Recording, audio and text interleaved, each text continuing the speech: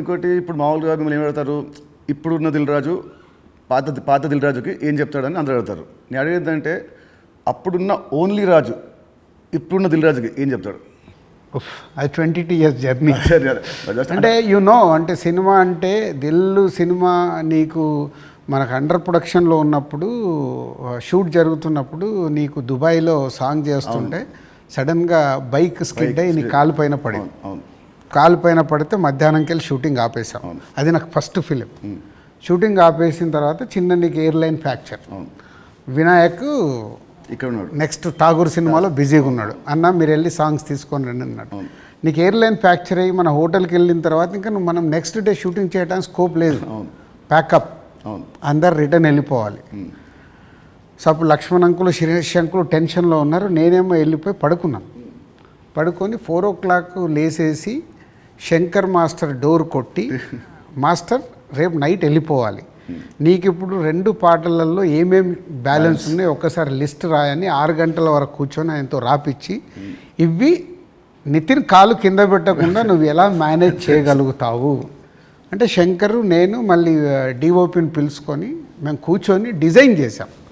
Design చేసి మీకు చెప్తే మీరు అందరూ ఏంటి షూటింగ్ ఉందా, ఎలా చేస్తారు అంటే ఇలా చేయబోతున్నాం, విల్ ఫినిష్ నెక్స్ట్ 2 days అని నీ కాలు కింద పెట్టనివ్వకుండా 2 రోజులు షూటింగ్ చేయించా కూర్చొని స్టాండింగ్. అంటే నా మొదటి సినిమా, నాకు ఆ సిచ్యువేషన్ అలాంటిది. ఆ రోజు 2 రోజులు షూటింగ్ ఆగకుండా చేసుకొని వచ్చి రిలీజ్కి ముందు మళ్ళీ ఆర్ఎఫ్సికి వెళ్ళి ఆ బ్యాలెన్స్ షాట్లని 2 పాటల్లో తీసి మ్యాచ్ చేశాం. అంటే అది నా ప్యాషన్. అంటే మొదటి సినిమాలోనే నేను ఒక సమస్య వస్తే దాన్ని జాగ్రత్తగా హ్యాండిల్ చేసుకొని సినిమాకి ఎలాంటి డ్యామేజ్ జరగకుండా చేయగలిగా. అదే మామూలు రాజు నుంచి దిల్ రాజుగా షిఫ్ట్ అవ్వడం. అంటే నాట్ ఓన్లీ దిల్, ఇలాంటి సో మెనీ ఫిలిమ్స్కి సో మెనీ ఎప్పుడు వస్తూనే ఉంటాయి. అవన్నిటిని జాగ్రత్తగా హ్యాండిల్ చేసుకుంటే 58 సినిమాలకు రీచ్ అయ్యాను. అదే ఫస్ట్ సినిమా దిల్లప్పుడు కూడా మీ అన్నింటిలో మీరు చాలా మీరు ఇన్వాల్వ్ అయ్యారు. ప్రతి దాంట్లో స్టోరీల నుంచి సీన్స్ నుంచి. కొన్ని సీన్స్ మీకు నచ్చకుంటే మీరు వినాయక్ మీరు చెప్పలేకపోతే మీరు నా చెప్పేవాళ్ళు, నిత్యం చెప్పా ఈ సీన్ బాగా గుర్తున్నా, దాంట్లో ఉంటుంది ఒక ఎపిసోడ్ ఒకటి, టాలీవుడ్ ఎపిసోడ్ ఉంటుంది ఒకటి, అది సినిమా లేదు. సో మీ ఉత్సాహాన్ని చూసే సుకుమార్ గారు సినిమా రైటర్ కదా, ఆయన పెట్టాడు సినిమాలో ఒక డైలాగ్ వస్తుంది, మై నేమ్ ఇస్ రాజు అంటే ఒకటి వచ్చి ఎందుకంత ఫోజు మిమ్మల్ని చూసే పెట్టాడు డైలాగ్, గుర్తున్నా బోర్డు మీద రాడు. సో 2003 రాజుగారి దగ్గర ఉన్నదేంటి, ఇప్పుడు రాజుగారి దగ్గర లేనిదేంటి? ఉన్నది 2003కి ఇప్పటికీ ఉన్నది. సినిమా అంటే అవలీలగా ఎక్స్పీరియన్స్తో పాటు వచ్చిన ఎక్స్పీరియన్స్తో పాటు సో ఈజీగా ఎలాంటి సిచ్యువేషన్ అయినా హ్యాండిల్ చేసే కెపాసిటీ అండ్ సినిమా పైన ఇంకా అవగాహన ఉంది. ఇది సాధించాను. లేనిది 2003 నుంచి 2010 వరకు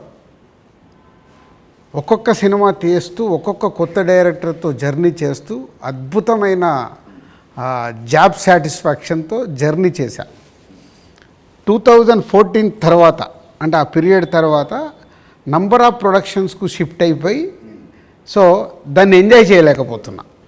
అది ఇప్పుడు లేదు, ఆ ఎంజాయ్మెంట్ లేదు. Job satisfaction, enjoyment, job satisfaction ఉంది, ఎంజాయ్మెంట్ అంటే మార్నింగ్ 7కు నేను లొకేషన్కి వెళ్ళిపోయి ఈవినింగ్ ప్యాకప్ వరకు ఉండి మళ్ళీ వచ్చి నెక్స్ట్ డే సీన్ గురించి వెళ్ళి ఆఫీస్లో కూర్చొని 10 వరకు కూర్చొని అదొక ఎంజాయ్మెంట్ నాకు. I'm missing that. ఇప్పుడు ఆడియన్స్ సినిమా థియేటర్కి చెప్తారు మామూలు, ఇప్పుడు ఆడియన్స్ ఇప్పుడు ఎక్కువ రావట్లేదు, అది ప్రొడ్యూసర్గా ఏం చేయాలో మీరు చెప్తున్నారు. ఫర్ అ చేంజ్ మీరు హీరో అయితే హీరోగా మీరు ఆడియన్స్ థియేటర్ రావడానికి మీరు ఏం చేస్తారు? ప్రొడ్యూసర్గా చెప్తున్న దిల్ రాజు చెప్తున్న అన్ని పాయింట్స్ని నేను నితిన్ ప్లేస్లో ఉంటే నేను ముందడిగేసి అరే ఇవన్నీ ముందు మొదలు పెడదామని మొదలు పెడతాను. సరే, దిల్కి అండ్ తమ్ముడికి ఈ మధ్యలో మీరు ఏమంటారు నా పర్ఫార్మెన్సా, నాలో చూసిన చేంజ్ ఏంటి, మార్పు ఏంటి, ప్లస్ అండ్ మైనస్? ప్లస్లు చాలా. నువ్వు అప్పటికి ఇప్పటికీ ఏంది న్యాచురల్గా ఒక 22-23 years నువ్వు యాజ్ యాక్టర్గా ఇక్కడ వరకు జర్నీ చేసావు. అంటే నాకంటే సీనియర్ నువ్వు యాక్చువల్ 1 year సీనియర్. నేను 2003లో ప్రొడ్యూసర్ని అయ్యా, నువ్వు 2002లోనే హీరో అయ్యావు. అంటే నాకంటే 1 year సీనియర్. సో నీకున్నది ఆ ఎక్స్పీరియన్స్ వచ్చింది. ప్లస్ సో ఆ ఎక్స్పీరియన్స్తో నేను ఎలా హ్యాండిల్ చేస్తున్నానో థింగ్స్ని హ్యాండిల్ చేయగల కెపాసిటీ వచ్చింది, మేనేజ్ చేయగలిగే కెపాసిటీ లేనిది. అంటే 23 సంవత్సరాలలో నువ్వు అంటే ఇప్పుడు ఒక దిల్ రాజుగా నేను నీకంటే జూనియర్ని 1 ఇయర్ని సాధించుకుంటూ ఒక టాప్లోకి వచ్చా. నితిన్ని నేను అలా ఊహించా. నేను దిల్ సినిమా చేస్తున్నప్పుడు, ఆర్యా సినిమా చేస్తున్నప్పుడు బన్నీని, దిల్ సినిమా చేస్తున్నప్పుడు నిన్ను, అంటే వీళ్ళు నాకు ఫ్యూచర్ స్టార్స్ అని ఊహించా. కానీ నువ్వు ఆ మార్క్ అచీవ్ చేయలేకపోయావు, నువ్వు కోల్పోయింది అదే అనేది నా ఫీలింగ్. ఇప్పుడు తమ్ముడితో నాకు మళ్ళీ వస్తుందనుకుంటారా ఆ పూర్వ వైభవం? తమ్ముడితో సక్సెస్ఫుల్ హీరోగా వస్తావు, కానీ ఇది సరిపోదు. ఎల్లమ్మతో కొట్టాలి. సో దిల్కి సీక్వెల్ చేసే ప్లాన్ ఏమైనా ఉందా? ఎందుకంటే అదొక మంచి బ్రాండ్ వాల్యూ. మళ్ళీ వినాయక్ గారితో నాతోని దిల్ పార్ట్ 2 అంటే అప్పుడు ఫాదర్ క్యారెక్టర్ నువ్వు వేయాలి, కొడుకు క్యారెక్టర్ నువ్వు వేయాలి. ఉంది కదా, ఇలాగ సినిమాలో ఉంది కదా, ఇచ్చాం కదా మనం లీడ్. కరెక్టే, సినిమాలో మనకు లీడ్ ఉంది, మన సినిమా లీడ్ ఉంటుంది. అది వేసుకొని లాస్ట్ సీన్ అదే ఉంటుంది, ప్రకాష్ రాజ్ గారిది ఫోటో మీదకి వెళ్ళి రివీల్ చేస్తే అలా చేయాలి. అప్పుడు 1 word ఆన్సర్స్ కావాలి. 1 word or 2 words మీ ఇష్టం. 1, 2 words ఆన్సర్స్. మీకు చెప్తాను కొన్ని పేరు వినగానే మీకు వచ్చే ఫస్ట్ మీ థాట్స్. పవన్ కళ్యాణ్ గారు is my star. Mahesh Babu గారు. మహేష్ గారు మా ఇద్దరికి ఒక తెలువని అండర్లింక్ ఉంటుంది. ప్రభాస్ గారు ఈజ్ మై డార్లింగ్. ఎన్టీఆర్ గారు. మై నాన్న. నాన్న అని పిలుస్తాను నేను. ఓ అదేంటి ఇంకేంటి? అది అప్పుడు తారక్తో డిస్ట్రిబ్యూటర్గా ఉన్నప్పుడు క్లోజ్నెస్ ఉండి బృందావనం చేస్తున్నప్పుడు అప్పటికి కొడాలి నానిగారు వీళ్ళందరూ తారక్తో ఉండేవాళ్ళు. వాళ్ళందరూ నాన్న నాన్న అని పిలిస్తే నాకు అది ముద్దుగా అనిపించేది. అంటే నాకు ఈ అవకాశం ఉంది కదా అని అప్పటి నుంచి నేను కంటిన్యూ. తారక్ నన్ను అన్న అంటాడు, నేను నాన్న అంటాడు. బాగుంది. చరణ్ గారు. His megastar son. సో ఒక సినిమా అంటే ప్యాషన్గా మెగాస్టార్ సన్ అయినా ఎదుగుతూ వచ్చిన is a star hero. Allu Arjun గారు. Bunny is my brother. Next Sirish Reddy గారు. శిరీష్ అందరికీ తెలిసింది మై బ్రదర్. పోతే మా ఇద్దరికి సినిమా దాంట్లో ఎప్పుడు ఒక కాన్ఫ్లిక్ట్లో ఉంటాం. అవునా? ఓకే. అంటే ఆలోచన విధానంలో కాన్ఫ్లిక్ట్గా మాట్లాడుతుంటాం, బట్ కన్క్లూడ్ చేస్తాం, రిజల్ట్ ఉంటుంది మాకు. About Venu Sriram. Venu is my boy. Thammudu సినిమాని 3 ముక్కలో చెప్పాలంటే తమ్ముడు, what is Thammudu for you? Nithin నాకు తమ్ముడు, వేణు నా తమ్ముడు. తమ్ముడు సినిమా మీకు పేరు తెస్తుందా, మీకు డబ్బు తెస్తుందా? ఫస్ట్ పేరు తెస్తుంది, తర్వాత నేను పెట్టిన డబ్బు తెస్తుంది, ఇంకా అద్భుతాలు జరిగితే లాభాలు తెస్తుంది. సో July 4th సినిమా వస్తుంది తమ్ముడు. సో ఆడియన్స్కి మీరేం చెప్తారు? ఎస్, అన్ని ఇంటర్వ్యూలలో చెప్తున్నట్టే. సో ఈ సినిమా, ప్రతి సినిమా అందరికీ ఇంపార్టెంటే. ఈ సినిమా వేణు శ్రీరామ్, సో ఎంసీఏ వకీల్ సాబ్ తర్వాత బెస్ట్ సినిమా, ఆడియన్స్కి ఒక ఎక్స్పీరియన్స్ సినిమా ఇవ్వాలని చాలా కష్టపడి అవుట్పుట్ ఒక రేపు ఎక్స్పీరియన్స్ ఇవ్వబోతున్నాడు అవుట్పుట్తో. సో అది నో డౌట్. సో దిల్ రాజుగా నాకు సంక్రాంతికి వస్తున్నాం ఒక బ్లాక్ బస్టర్ అయితే, దాని తర్వాత మా బ్యానర్ నుంచి వస్తున్న వెంకటేశ్వర క్రియేషన్ నుంచి వస్తున్న ఒక మంచి సినిమాతో దిల్ రాజు మీ ముందుకు తీసుకొస్తున్నాడు ఈ సినిమాని. ఇది నాకు సక్సెస్తో పాటు ఒక ఎనర్జీని ఇస్తుంది.